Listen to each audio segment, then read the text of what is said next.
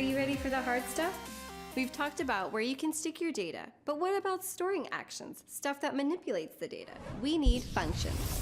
You've already seen some functions in action, like prompt and alert. These functions are baked into the language. You can just use them. When you pass a value into them, that value is called an argument. When you're using alert, you're calling the alert function. You're saying, hey function, do some shit.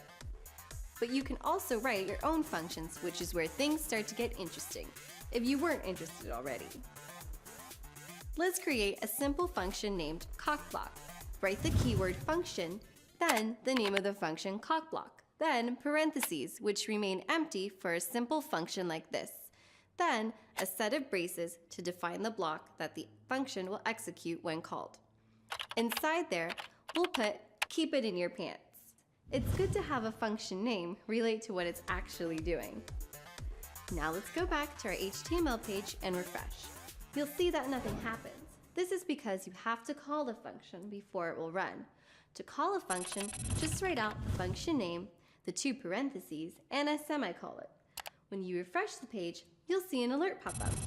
Let's get a little more advanced. Functions can also contain variables.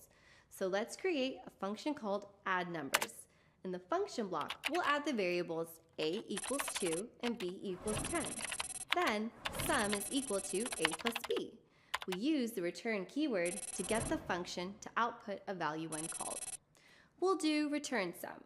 Now, if we log the function call, we'll see 12. But that's pretty rigid. Only thing we can get out is 12. That's where arguments come in. Instead of putting the variables in the function block, we'll put them in the parentheses after the function name, like this. Now, the a and b values are going to be passed in as arguments when the function is called. Call the function addNumbers, and then in the parentheses of the function call, we put the arguments. Let's do 7 and 11. The great thing about functions is they can be used over and over. They're a great way to make your code more modular. So that's it for the Intro to Programming lesson. Thanks for trying to pay attention.